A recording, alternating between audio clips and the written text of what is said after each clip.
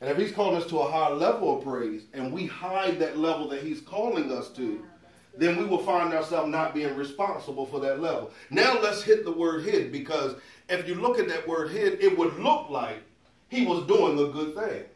Because it looked like he cared for what his master had given him. He said, he told the master, well, I hid it because, in one translation said he hid it carefully. He hid it carefully as if, I don't want anything to happen to what my master has given me. So one of the things that we have to be careful of is that we are not taking what God has invested in us. Because one of the translations of hid talks to conceal. And it says that hypothetically it means to conceal so that it's never revealed to anyone. We can't take what God has given to us. And we have to be good stewards over it. If we're not good stewards over it and we're trying to conceal it so that no one ever sees it, it will never develop into what he's called us to. And we're in a season of development. We're in a season where he wants to use every single thing that he has invested in each and every one of us. But if we keep hiding that thing, then we'll never be able to use it. Do you know there's two examples in the Old Testament? Genesis chapter 3, I think is around verse 8. It talks about Adam and Eve. It talks about after they had eaten of the fruit. And after they had partaken of the fruit, it said they heard God coming in the garden in the cool of the day, and they hid. But then you go to Psalms 119, and David said, thy word have I hid in my heart that I may not sin against thee. So if you're trying to translate it according to what Psalm says, you would think what this young man did or this servant did was a good thing. But that's two different types of hid. The hid that they're talking about in Matthew parallels with the hid that they were talking about in Genesis. It talks about hiding from the Creator, almost in a way attempting to deceive him.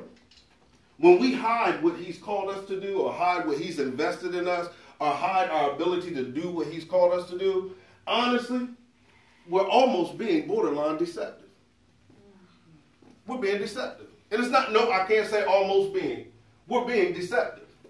Because really, a lot of the answers to the problems that we have, a lot of solutions to the things that we're involved in, are wrapped up in what he's called us to do. But the reality is we've hid the answer. We've hid it. Now, if you go over the Psalms, and it talks about hiding, because some people might say, well, he didn't do nothing wrong because I hid the word in my heart. But that talks about to hoard. And whenever you hoard something, you hide it for future use. So that's two different examples of hid. When you hide what he's called you to do, you're not hiding it for future use. It talks about hiding it in like a place of protection. I'm going to protect the word because I understand that that's what I need in order to be able to defeat the enemy in my life. That's hoarding. That's Psalms 119. That's what I'm doing with the words. But the hiding that we're talking about here, it was disrespectful, what he did. It was a disrespectful, it was as if he was saying, I don't really value what you gave me. And what we have to make sure, and I'm talking to myself, I'm rebuking myself. Do you know why I have to rebuke myself? Because last week, God told me to go to overseer and go to an apostle and ask them, could I do one more week? And I didn't do it. I did not do it. And, somebody else was scheduled to do it, and I was thinking, well, you know what, I got out of doing it. But then I still ended up having to do it. And what God was telling me was, when you really value, it's good to see you, Cecil. I saw the pictures. I'm glad it did not turn out the way the enemy thought it was going to turn out. You're trying to make us pray. I'm telling you, I saw that. I said, good God Almighty. And I pray that God move and give you supernatural favor. I don't know if you already looked for another car, but I pray that he give you supernatural favor, that wherever you go to get a car, that they will find favor in you. You know why? Because here's what you've done. Anytime, I'm sorry, but we're gonna flow anyway. It's prophetic teaching, so might as well do some demonstration with it as well.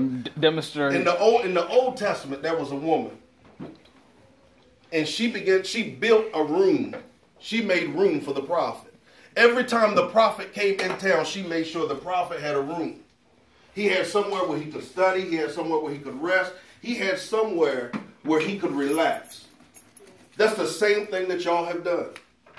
And I pray that God will reward you from that and establish a testimony so you can see exactly what you were doing.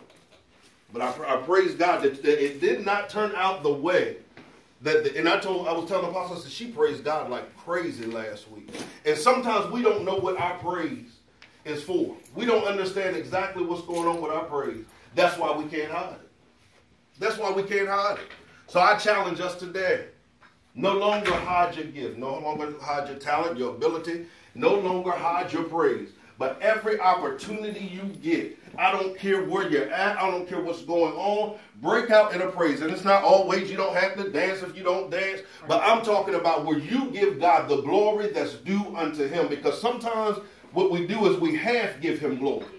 And when we half give him glory, it doesn't testify to how awesome he really is. But I pray that we no longer hide. And I heard you talked about this Tuesday night as well. I can't remember who told me. Sister Candy, when she heard me talk about it Wednesday night, she was telling me you talked about this. God is trying to get us our attention to understand we can no longer hide that which is invested in us. Because we have the answer. I might have the answer or the solution to what you're going through. You might have the answer and the solution to what she's going through. You might have it for her. You might have it. Everybody might have it for each other. But if we keep hiding it and hiding behind it, we will never get to the place where we can be able to be used by God for him to answer our questions by answering somebody else's questions. I told God, this has been one of the roughest weeks of my life. And I'm going to get to my notes. It's been one of the roughest weeks of my life. Teach, I didn't want to pray, I didn't want to do anything. Because it seemed like, one of them weeks where it said everything that could go wrong did go wrong. I went to the doctor's office. This was supposed to be my last visit. And they were supposed to release me, be able to drive and go back to work and all that good stuff. The night before